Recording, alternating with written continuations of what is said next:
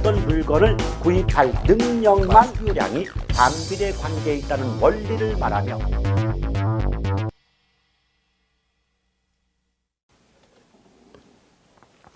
자, 이제 이번 시간은 281쪽의 제5절 현금 수지 분석 부분을 보시면 되겠죠. 근데 원래 현금 수지할 때 수라고 하는 건 들어오는 수입을 얘기하고 지는 나가는 지출을 의미합니다. 그럼 들어오는 수입에서 나가는 지출을 빼주면 남는 수익을 알 수가 있겠죠. 따라서 현금 수지 분석이라고 하는 건 투자를 통해서 얻게 되는 수익이 얼마만큼인가를 알아보고 그거를 바탕으로 과연 투자할 만한 가치가 있는가 없는가를 따져보는 하나의 타당성 분석의 기초가 되는 부분이 바로 현금 수지 분석이다라고 볼 수가 있어요. 근데 이미 우리가 저번 시간에 배운 것처럼 투자를 통해서 얻을 수 있는 이익은 두 가지가 있어요. 소득이득과 자본이득 두 가지가 있는데요. 이때 소득이득은 이미 알고 계신 것처럼 부동산을 보유하여, 즉 부동산을 가지고 있으면서 얻는 이익이 바로 소득이득이었고 또 자본이득은 부동산의 매각 처분, 팔았을 때 얻는 양도 차익을 우린 자본이득이다라고 배우신 바가 있죠. 바로 그런 이유 때문에 소득이득과 자본이득이 얼만큼 나오는가를 계산할 수 있어야 된다는 겁니다. 이때 우리는 뒷장을 넘겨보시면 2번에 영업수지의 계산해서 가로 열고 소득이득의 계산 쓰여져 있을 거고 또한 한 장을 넘겨보시면 맨 아래 284쪽 맨 아래에 보시면 3번에 지분 복귀의 계산이라고 해서 자본이득의 계산이다 이런 말이 나와 있지 않습니까? 그렇죠? 자, 이 부분을 한번 살펴보도록 하겠습니다. 그런데 출제 빈도나 비중을 따져보면 영업수지의 계산 부분이 지분 복귀액의 계산 부분보다 그 비중이 압도적으로 높다는 점을 유념하시고 학습의 패턴을 구분하시길 바라겠어요. 일단 영업수지를 구할 때요. 공식을 따져보면 맨 앞글자를 땄을 때 가공기유 영순부 세전세 세후 자 이렇게 앞글자를 따서 그 값을 구할 수가 있는데요. 첫째는 가라고 하는 건 가능총소득 이때 총소득은 다른 말로 조소득과 같은 표현입니다. 이때 가능총소득이라고 하는 것은 100% 임대가 이루어진다고 할 때 임대를 통해서 얻게 되는 최대한의 수익을 가능총소득이다라고 볼 수 있거든요. 예컨대 가능총소득은 단위당 임대료 곱하기 임대 단위수로 그 값을 구할 수가 있더라는 거예요. 자, 그러면 우리가 보유한 부동산이 상가라고 본다면 그 상가 내에 점포가 있지 않겠습니까? 그럼 점포당 임대료 곱하기 점포수를 하면 바로 임대가 100% 이루어졌다고 할 때 우리가 얻을 수 있는 최대한의 소득이 얼마인지를 알 수가 있는 거죠. 예컨대 점포당 임대료가 100만 원이고 점포수가 10개라면 이때 가능총소득은 1000만 원이다. 이렇게 계산을 해볼 수가 있다는 거죠. 이럴 때 공이라고 하는 건 공실 및 불량부채를 의미한다라고 보시면 돼요. 근데 공실과 불량부채의 차이점이 뭐냐면 공실이라고 하는 건 처음부터 그 점포 자체가 임대되지 않음에 따라 임대 수입이 들어오지 않는 경우를 얘기하고요. 불량부채는 임대는 되었으나 임차인이 임대료를 내지 않는 경우다라고 볼 수가 있겠습니다. 근데 이런 불량부채를 다른 말로 회수 불가능한 임대 수입이다 이렇게 말을 바꿔놓는 경우도 있더라는 거죠. 물론 공실 및 불량부채의 정식 명칭은 공실손실상당액 및 대손충당금 이게 정식 명칭이에요. 그 다음에 여기다가 기타 수입 또는 기타 소득을 합해주면 유효총소득이 나올 수가 있는데요. 이 말의 뜻은 뭐냐면 그래서 기타 소득할 땐 기타가 포인트거든요. 그럼 기타란 말의 뜻이 뭐냐? 임대 자체로부터 얻는 소득이 아닐 때 기타란 말을 붙여요.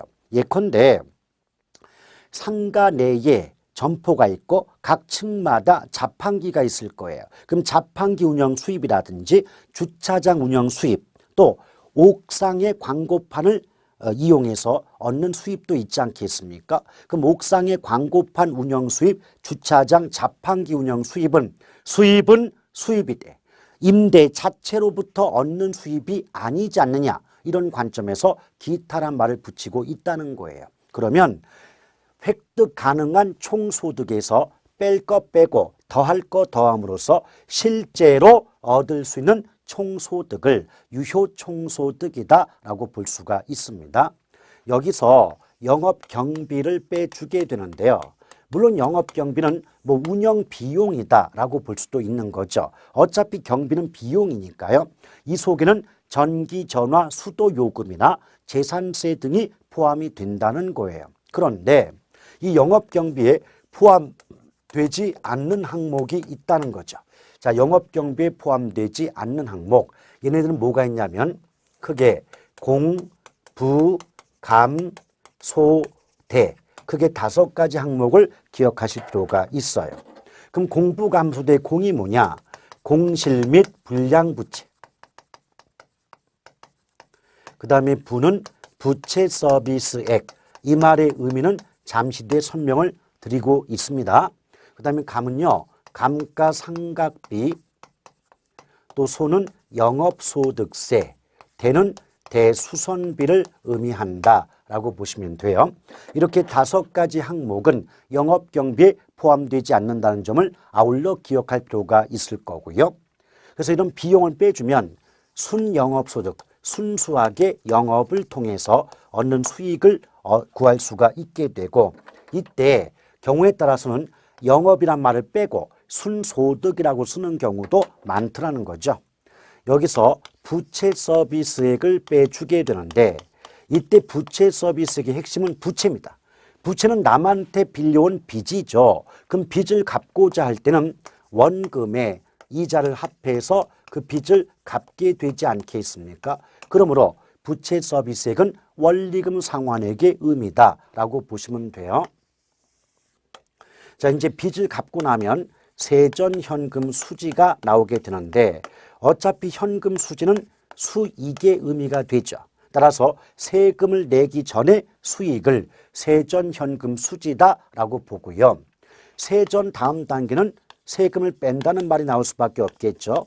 그럼 영업소득세를 빼게 되면 최후에 세금까지 빼고 남은 수익을 구할 수가 있더라는 거죠. 여기서도 그 영업소득세를 구하는 공식을 알고 계셔야 돼요. 자, 영업소득세는 크게 순, 대, 이, 감, 그리고 세, 대, 원, 감. 이 2가지 공식의 값은 같은 값이 나오고요. 이 값에다가 소득세율을 곱해주면 소득세를 구할 수가 있게 돼요. 그럼 얘는 어떤 의미가 되냐면, 자, 순은 순영업소득이 되겠죠. 순영업소득에다가 대체 충당금을 더해주고 이자를 빼고 감가상각비를 뺀 값에다가 소득세를 곱해주면 소득세를 구할 수가 있게 되고요. 자, 세대 원감은 세전현금 수지에 대체 충당금을 더해주고 원금을 갚는 금액을 더한 뒤에 감가상각비를 빼주면 이 값도 순대 이감의 값과 같은 값이 나온다는 거죠. 여기에 소득세를 곱해주면 소득세를 구할 수가 있다는 겁니다. 그런데 이 소득세를 구하는 공식에서 더하기가 붙는 부분은 세금을 부과한다는 의미가 되고, 빼기가 나오는 부분은 세금을 부과하지 않겠다는 의미가 되거든요. 그러면 맨 앞에 순영업소득과 세전현금 수지가 없다고 가정해 볼 때 위아래 공식 모두가 대체 충당금은 더해주고 감가상각비는 빼주는 점은 동일하겠죠. 그런데 이자는 빼주고 원금 갚는 금액은 더해준다는 거예요. 분명히 앞서 언급한 것처럼 빼는 값은 세금을 부과하지 않는 부분이고 더하는 값은 세금을 부과하는 부분이잖아요. 그렇죠. 그러면 왜 원금을 갚는 금액에는 세금을 부과하고 이자 갚는 부분에는 세금을 부과하지 않느냐? 분명히 이 세금은 소득세입니다. 소득이 있어야, 수익이 있어야 붙는 세금이 되겠죠. 근데 상식적으로도 이자는 아무리 많이 갚아도 내게 되는 게 아니에요. 그럼 나의 소득이 될 게 없잖아요. 그러니 이자 갚는 부분은 소득 부분이 아니기 때문에 세금을 부과할 이유가 없죠. 근데 반면에 원금을 갚는 부분, 예컨대 내가 10억을 빌려왔는데 5억을 갚았다면 5억 갚은 것만큼 내게 되는 셈 아닙니까? 그렇죠? 그래서 원금은 갚은 만큼 나의 수익이 되기 때문에, 나의 이익이 되기 때문에 그 부분에 대해서는 세금을 부과한다는 의미가 되죠. 따라서 이 부분을 묶어가지고 문장을 만들면 이렇게 나와요. 영업소득세 산정 시 원금 상환액은 세금 부과의 대상이 되는 반면 이자 지불액은 세금 공제의 대상이 된다. 이렇게 말이 나올 수가 있을 겁니다. 아시겠죠? 또한 공식을 살펴보면 지금 빼는 부분이 하나, 둘, 셋, 넷, 네 번 빼게 되는데요. 첫 번째 빼는 부분은 신경 쓸 필요가 없죠. 왜 그러냐? 어차피 공실 및 불량부채란 건 들어올 수입이 들어오지 않는다 의 뜻이지 내 주머니에서 돈이 나간다는 의미가 되지 않거든요. 그럼 그걸 뺀 나머지 비용을 빼고 빚을 갚고 세금을 내는 구조라는 걸 기억할 필요가 있습니다. 다시 한번 빼는 구조는 비용 빼고 빚 갚고 세금 내는 구조다. 이 점을 기억할 필요가 있을 거예요. 더불어 지금 여기 보시면 아시겠지만 여기 순영업소득, 세전현금 수지, 세후현금 수지 세 가지가 있잖아요. 우린 이 세 가지를 묶어서 성격으로 구분하면 모두 순수이익이라고 표현해 볼 수가 있습니다. 근데 순영업, 세전, 세후 모두가 순수이익인데요. 이때 순영업소득은 남한테 진 빚을 갚기 전이에요. 빼기 전이란 말이에요. 그럼 빚 갚기 전이라면 내 돈도 있지만 남한테 빌려온 돈도 함께 남아 있다는 거죠. 따라서 내 돈, 남의 돈 모두 합하면 총투자라고 말할 수 있지 않겠습니까? 그런 관점에서 순영업소득은 총투자와 관계 있는 수익이다라고 볼 수가 있죠. 이에 비해서 세전과 세후현금 수지는 남한테 진 빚은 갚고 내 돈만 남을 때의 수익이거든요. 자, 빚을 갚았어요. 그 뒤에 남는 수익이 세전과 세후 아니겠습니까? 그 빚을 갚았다는 건 내 돈만 남아있다는 의미가 되기 때문에 세전과 세후는 지분 투자와 관련된 수익이다라고 보시면 되겠어요. 그러므로 최소한 총투자란 말이 나왔는데 세전 또는 세후자가 문장 속에 나오면 성립할 수 없고 마찬가지로 지분 투자란 말이 나왔는데 그 문장 속에 순영업소득이란 말은 들어갈 수가 없다. 이 점을 유념하시길 바라겠습니다. 더불어 만약에 전액 지분으로 투자한다. 이 말이 뭐예요?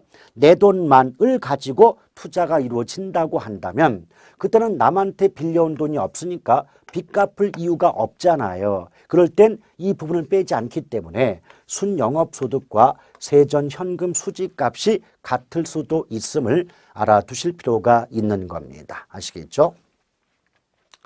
자, 이럴 때 요거는 영업수지였고요. 근데 지분 복귀의 계산이 나오죠? 그러니까 지금 제가 설명드린 내용은 282쪽부터 283쪽 그리고 284쪽에 그 3번 위에까지 이미 전부 설명을 드린 바가 있습니다. 지금 거기 중간에 영업소득세 계산 공식이 나오죠. 그 공식의 왼쪽 공식에서 앞글자를 따면 순대 이감이 되고 오른쪽 공식도 앞글자를 따면 세대 원감이 되지 않습니까? 아시겠죠? 또한 그 아래 3번에 지분 복귀액의 계산을 보게 되면 자, 공식을 보세요. 매도 가격, 즉 얼마 받고 팔았냐의 뜻이죠. 그 판 금액에서 매도 경비 비용을 빼주면 순매도액이 나오고요. 또한 아직까지 갚지 못하고 남은 빚이 있다면 빚을 갚아라. 이걸 미상환 저당 잔액을 뺀다라고 말합니다. 이렇게 되면 세금을 내기 전에 지분 복귀액을 구할 수 있고 거기서 자본이득세, 즉 세법으로 따지면 양도소득세를 빼주게 되면 결국 세후 지분 복귀액을 구할 수가 있게 된다는 거죠. 아시겠죠? 근데 얘도 지금 빼는 값만 보게 되면 이거 아니겠어요? 매도 경비를 뺀다, 즉 비용을 빼죠. 또 미상환 저당 잔액을 뺀다는 것은 아직까지 갚지 못한 남은 빚을 갚아라. 그리고 양도소득세, 다른 말로 자본이득세를 뺀다는 건 세금을 낸다는 의미가 되지 않습니까? 그렇다면 지분복귀액도 빼는 구조가 어때요?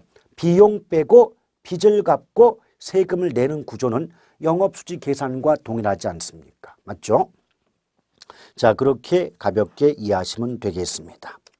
그러면 285쪽에 제6절에 보면 부동산 투자 분석 기법이라고 나와 있지 않습니까?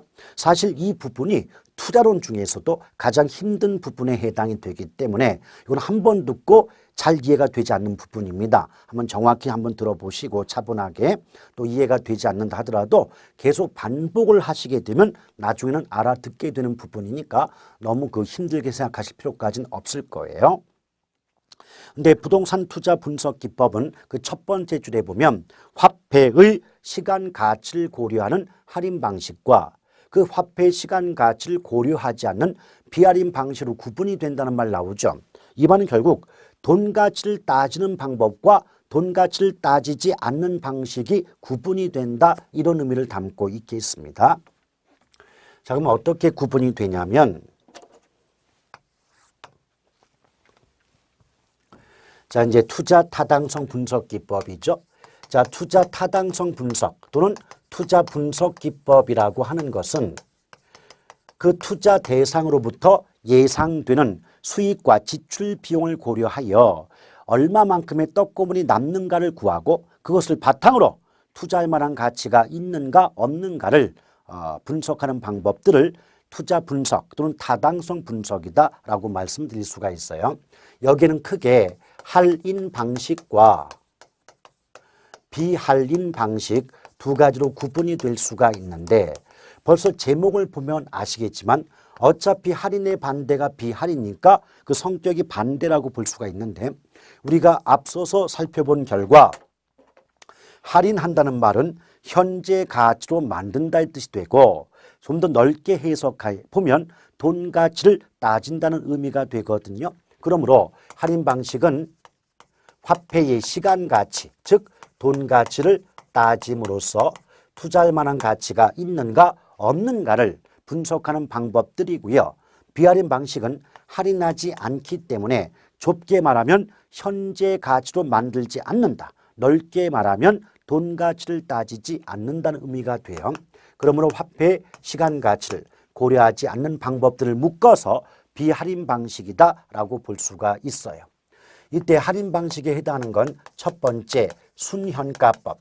자, 순현가법은 넷 프리젠트 밸류라고 해서 NPV법이다라고 하고요. 두 번째는 내부 수율법으로서 인터널 레이시오 오브 리턴이라고 해서 IRR. 세 번째는 수익성 지수법이라고 해서 프로피터블 인덱스 PI가 되고요. 네 번째는 현가 회수 기간법을 의미하고 있어요. 그래서 이렇게 네 가지 방법은 모두 돈 가치를 따져서 투자할 만한 가치가 있는가 없는가를 분석하는 방법들이다라고 보시면 되겠습니다. 또한 비할인 방식에는 어떤 게 있을까요? 첫째, 회수기간법, 어림셈법, 비율분석법, 회계적 이익률법,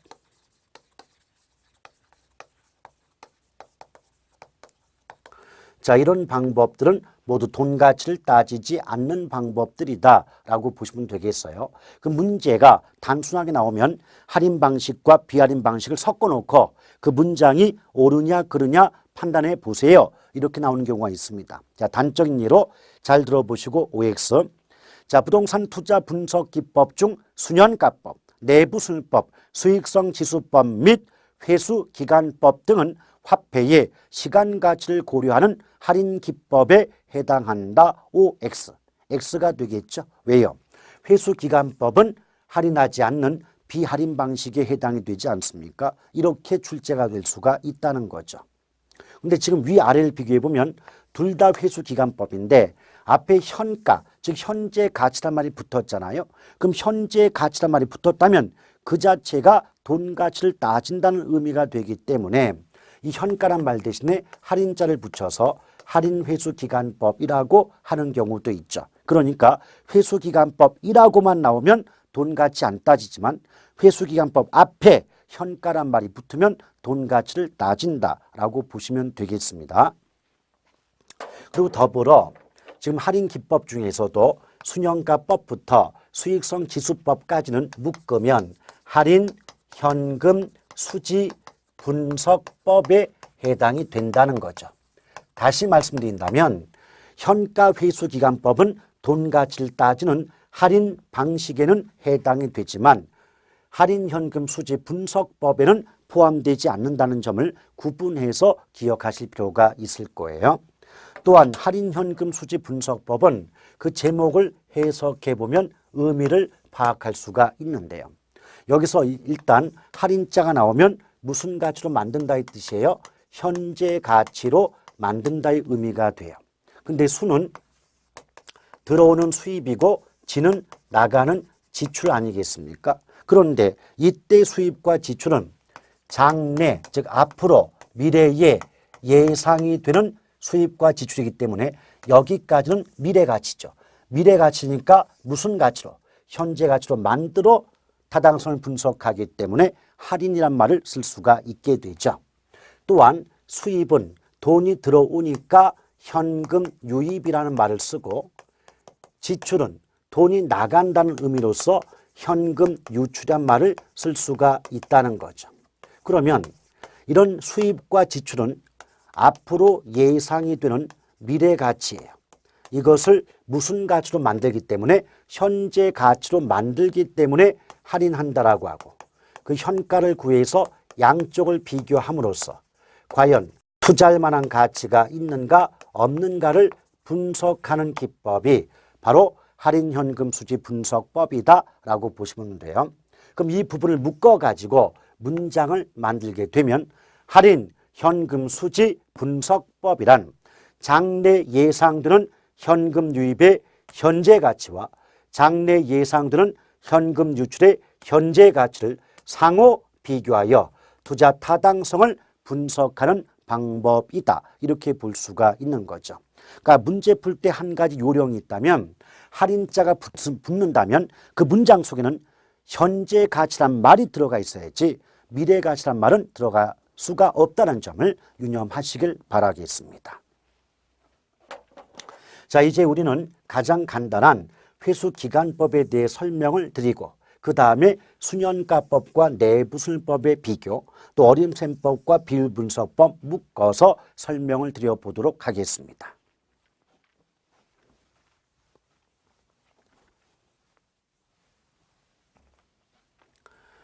일단 회수기간법이 나오는데요. 자, 회수기간이라고 하는 것은 이제 자본 회수기간을 의미하는데 그럼 이것을 우리가 아는 말로 바꾸지 않습니까? 그러면 본전을 뽑을 때까지 걸리는 기간을 자본 회수기간 또는 회수기간이다 이렇게 말해요. 이게 무슨 의미냐면 왜 이런 경우 있잖아요. 야 곰들아 요번에 A라는 상가에 1억을 투자하지 않냐? 그럼 그 1억 3년이면 뽑을 수 있대. 이렇게 말하는 경우 있죠. 그 3년이 1억이라는 투자 원금, 즉 본전을 뽑을 때까지 걸리는 기간으로서 자본 회수 기간 또는 회수 기간이라고 말할 수가 있어요. 오케이? 근데 좀 더 예쁘게 포장하면 회수 기간이란 투자로부터 예상되는 수익으로 투자 원금 전액을 회수할 때까지 소요되는 기간이다라고 말할 수가 있을 거예요.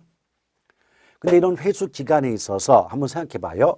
투자자 곰돌이가 1억을 투자하면서 나는 3년 안에 그 1억을 회수하고 싶어 라고 결정을 했대요. 그럼 이때 3년이라는 기간은 투자자 곰돌이 입장에서 목표로 정한 기간 맞죠?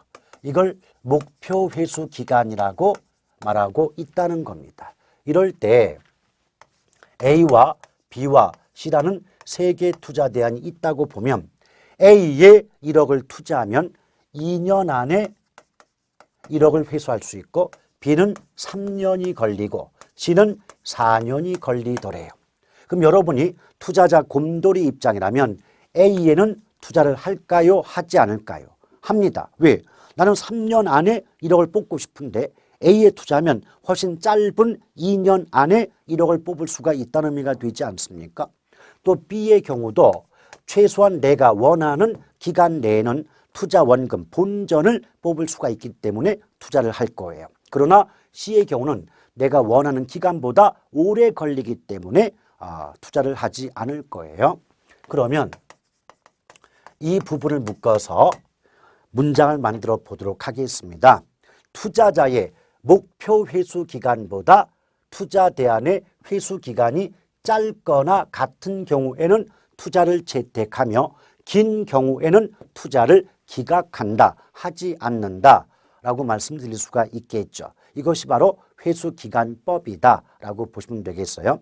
따라서 회수기간법에서는요, 그 회수기간이 가장 짧은 투자 대안을 가장 우월한 투자 대안으로 평가한다 라고 볼 수가 있을 겁니다. 자, 이것이 회수기간법이었고요. 이제 수년가법과 내부순법을 한번 비교해 볼게요. 자, 일단은 수년가라고 할 때 수년가를 구하는 가장 압축적인 공식은요, 수익의 현재 가치에서 지출의 현재 가치를 뺀 값이다 라고 볼 수가 있어요. 그럼 잠깐 수익과 지출이 없다고 보면 현재 가치에서 현재 가치를 뺀 값은 역시 현재 가치일 수밖에 없는 거고, 수익에서 지출을 빼고 남은 값은 순수이익이지 않겠습니까? 그러므로 순수익을 현재 가치로 만든 값이 바로 수년가다라고 볼 수가 있는데요. 이때 지출은 어차피 우리가 배우는 대목이 투자론이고, 투자가 이루어진다는 건 그 시점에서는 그 투자액만큼의 돈이 내 주머니에서 나간다의 의미가 되기 때문에 지출은 투자액을 뜻한다라고 보시면 돼요. 근데 한 가지 조심할 건, 이때 투자액은 네 돈, 내 돈 합친 총 투자액을 빼는 게 아니라 내 돈인 지분 투자액을 뺀다는 점을 유념하시길 바라겠습니다. 자, 그 이유가 있다는 거죠. 왜냐? 이때 수익은 장래 예상 수익이에요. 장래의 수익이니까 아직까지 미래 가치이기 때문에 현재 가치로 만들어주는 거죠. 또한 투자자 입장에서 수익은요, 예컨대 곰돌이가 나 요번에 투자해서 얼마 벌었다, 얼마 수익을 얻었다 라고 얘기할 때는 세금까지 다 빼고 남은 걸 갖고 얘기하지 않겠습니까? 바로 그런 관점에서 이때 수익은 세후 수익에 해당이 돼요. 그럼 여러분 생각을 해보세요. 세금까지 다 빼고 남은 수익은 은행에 남는 수익일까요? 투자자인 나에게 남는 수익일까요? 세금까지 빼고 남은 수익은 투자자인 나에게 남는 수익 아니겠습니까? 우리 개론에서는 투자자를 지분 투자자라고 말하고 은행을 저당 투자자라고 말합니다. 따라서 지분 투자자가 곧 투자자이기 때문에 그 지분 투자자에게 남는 수익을 지분 수익이라고 말합니다. 그러므로 이때 수익이 지분 수익이므로 빼는 투자 금액도 지분을 빼야 앞뒤가 맞게 되더라 이 말이 됩니다. 아시겠죠? 또한 우리가 앞서 보신 것처럼 영업수지에서 세금까지 빼고 마지막에 남은 수익이 세후 현금 수지였고, 또 지분 복귀액에서 세금까지 빼고 마지막에 남은 수익이 바로 세후 지분 복귀액 아니겠습니까? 그렇죠? 그래서 이 모든 수익은 세금까지 빼고 남은 수익이고, 이걸 현재 가치로 만들어서 양쪽을 합했기 때문에 현가합이다 이렇게 말을 바꿔볼 수도 있습니다. 이렇게 여러 가지 성격을 말씀드리고 있는 것은 이것들이 모두 기출문제, 이미 지문으로서 등장했던 내용들이기 때문에 말씀드리고 있는 거예요. 그럼 볼까요? 이걸 가지고 수년가와 관련해서 여러 가지 말씀드릴 수가 있는데, 일단 앞에서 할인현금 수지 분석법에 이런 표현이 있었지 않습니까? 이걸 여기다 갖다 붙일 수가 있죠. 이때 수익의 현가는 장래 예상되는 현금 유입의 현가다. 이렇게 말을 바꿀 수 있고, 또 지출 현가도 장래 예상되는 현금 유출의 현재 가치다. 자, 이렇게 말을 바꿔볼 수가 있지 않습니까? 그러면 이제 준비되셨습니까? 여러 개 문장을 만들어 볼게요. 순현가란 수익의 현재 가치에서 지출의 현재 가치를 공제 차감한, 즉 뺀 값이다. 옳은 표현이죠. 또는 순현가란 장래 예상 현금 유입의 현재 가치에서 장래 예상 현금 유출의 현재 가치를 공제 차감한 값이다, 뺀 값이다 라고 말할 수도 있지 않습니까?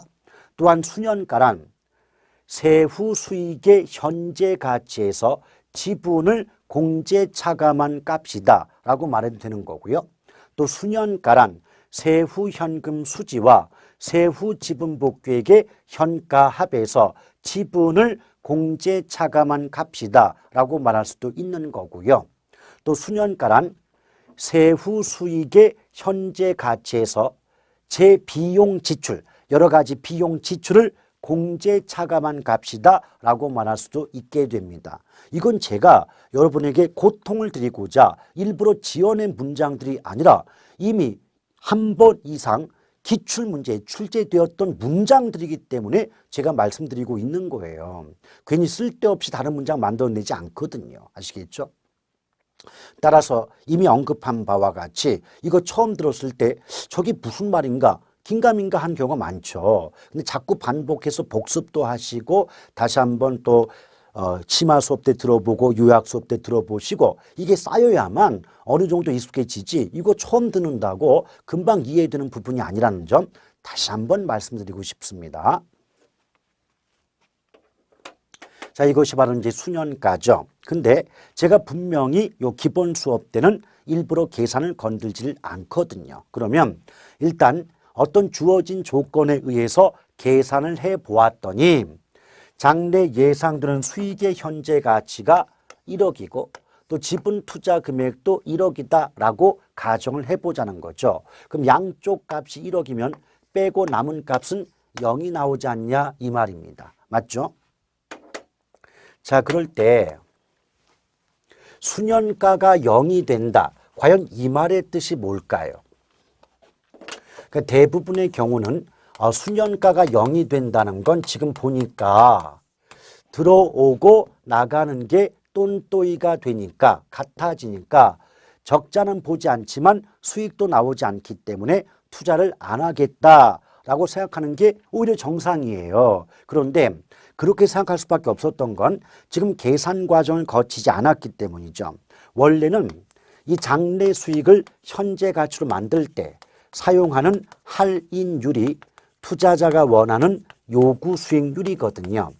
이 말은 어떤 의미가 되냐면 투자자의 요구 수익률로 할인하여 구해진 장래 수익의 현재 가치가 현재의 지분 투자 금액과 같은 값이 나온다는 건 그 투자 대상으로부터 예상되는 수익이 투자자 입장에서 원하는 수익만큼은 나온다의 의미가 되거든요.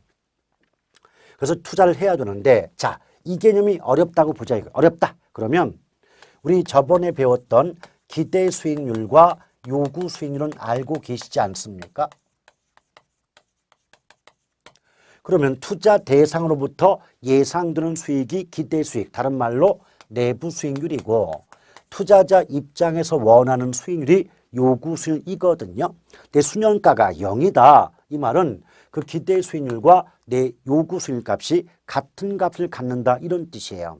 이걸 해석해 볼까요? 투자 대상으로부터 기대, 즉 예상되는 수익이 투자자가 원하는 수익만큼은 나온다의 의미가 되거든요. 그럼 당연히 투자를 할 거 아닙니까? 그게 수년가가 0이라는 말의 의미가 돼요. 그럼 이렇게 되면 수익성 지수는 1값이 나오거든요. 자, 수익성 지수가 1이다. 그럴 때 왜 이게 1값이 나오냐면 수익성 지수는요. 지출 현가 분의 수익 현가로 그 값을 구하게 된다는 거예요. 근데 앞서 주어진 조건 속에 수익 현가도 1억, 지출 현가도 1억이라고 나오잖아요. 그럼 분모 분자가 같은 값이 나오게 되면 그 몫은 1값이 나온다는 거죠. 즉 다시 말하면 수년가가 0일 때 무조건 수익성 지수는 1값이 나오는 구조다 이 말이에요. 왜 그럴까요? 잘 생각해 봐요. 수년가는 수익에서 지출을 빼는 값이기 때문에 양쪽 값이 같으면 빼고 남은 값은 0이 돼요. 0이 되겠죠. 근데 수익성 지수는 수익에서 지출을 나누거든요. 그러니까 수익을 지출로 나눠요. 그러니까 나눈 값이거든요. 그러면 나눠서 구하는 값인데 양쪽 값이 같으면 분모 분자가 같아지게 되니까 몫이 일값이 나온다는 거죠. 다시 한번. 순현가는 수익에서 지출을 빼고 남은 값이니까 수익 지출이 같아지면 0 나와요. 근데 수익성 지수는 나누는 값이니까 수익 지출이 같은 값 나오면 분모 분자가 같아지니까 몫이 일값이 나오더라 이 말입니다. 아시겠죠? 자, 그 다음 순현가가 0보다 크다. 예컨대 순현가가 100만 원이다. 이 말은 100만 원의 수익이 나온다는 뜻이 아니라 투자자가 원하는 수익이 나오고도 100만 원만큼 더 많은 수익이 나온다는 의미가 된다는 거죠. 다시 말한다면 그 투자 대상으로부터 기대, 즉 예상되는 수익이 투자자 입장에서 원하는 수익보다 많다는 의미가 돼요. 그렇다면 수익성 지수값도 1보다 큰 값이 나오고요. 또 순현가가 0보다 작다. 그러면 0보다 작다는 건 마이너스 음액값을 갖는다는 의미가 되지 않습니까? 그러면 예컨대 순현가가 마이너스 10만 원이다. 이 말의 뜻은요. 10만 원만큼 적자가 나온다의 뜻이 아니라 수익이 나오긴 하는데 투자 대상으로부터 기대, 즉 예상되는 수익이 투자자 입장에서 원하는 수익보다는 적게 나온다는 의미가 됩니다. 이럴 때는 수익성 지수값도 1보다 작은 값이 나와요. 따라서 이렇게 두 가지를 끊고 각각 끊어내면 위에 두 가지 경우에는 타당성이 있다고 보고 투자를 하지만 아래쪽은 타당성 없다고 보고 투자를 하지 않는 경우다라고 보시면 되겠어요. 그럼 이제 문장으로 만들어 볼게요. 순현가가 0보다 크거나 같을 땐 투자하고 0보다 작으면 투자를 기각한다. 기대, 즉 내부 수익률이 요구수보다 크거나 같으면 투자를 채택하고 작으면 투자를 기각한다. 수익성 지수가 1보다 크거나 같으면 투자를 채택하고 1보다 작으면 투자를 기각한다. 이런 식의 말이 나올 수가 있게 됩니다. 아시겠죠? 그럼 여기서 과연 내부 수익률은 어떤 뜻이냐? 내부 수익률이란 함은 장래 예상되는 현금 유입의 현가와 즉 현재 가치와 장래 예상되는 현금 유출의 현재 가치를 상호 비교하여 즉 같도록 만드는 할인율을 우리는 내부 수익률이다 이렇게 볼 수 있거든요. 근데 이 말을 압축하면 앞에서 보신 것처럼 장래 예상 현금 유입의 현가는 수익 현가거든요. 들어오는 거니까. 또 장래 예상 현금 유출 현가는 나가는 거니까 지출 현가라고 볼 수가 있잖아요. 오케이? 그러면 수익 현가와 지출 현가가 같도록 만들게 되면 수익에서 지출을 빼고 남은 값인 순현가는 0이 될 수밖에 없지 않습니까? 그럼 순현가를 0으로 만드는 할인율이다. 자, 이런 말을 쓸 수도 있는 거고. 그렇죠? 또한 앞에서 보신 것처럼 순현가가 0일 때 수익성 지수값은 무조건 1값이 나온다 하지 않았습니까? 그럼 이 말을 바꾸면 수익성 지수를 1로 만드는 할인율이다. 이렇게 말을 바꿀 수도 있는 거죠. 그래서 이 값을 구했을 때 그 내부수익, 그 값이 투자자의 요구수익보다 크거나 같으면 투자를 하고 작다면 투자를 하지 않는 방법을 내부수익법이다라고 볼 수가 있겠습니다. 아시겠죠? 근데 실제 시험에서 어떤 말이 나왔냐면 내부 수익률이란 수익성 지수를 1.0으로 만드는 할인율이다. 이렇게 나온 적이 있는데요. 여러분 원래 수학적인 관점에서 보면 1과 1.0은 다르다고 볼 수 있지만 그렇게 깊숙하게 좀 엄격하게 나오지 않기 때문에 우리 개론에서 1.0이라고 나오면 1이라는 말과 같다라고 보시고 정답을 고르시면 되겠습니다. 아시겠죠? 그래서 1과 1.0은 수학으로 보면 같지 않다고 볼 수도 있겠지만 우리 개론이 수학이 아니니까 1로 나오든 1.0이라고 나오든 같은 뜻으로 보고 문제를 풀어내시면 되겠습니다. 아시겠죠? 자, 이것이 수년가법과 내부술법의 내용이다 라고 보시면 되겠어요. 자, 그래서 지금 설명한 내용은 286쪽의 1번과 2번에 대한 내용을 살펴드렸고요. 이제 다음 시간에 수년가법과 내부술법의 비교를 통하여 여러 가지 말씀을 드리고자 합니다.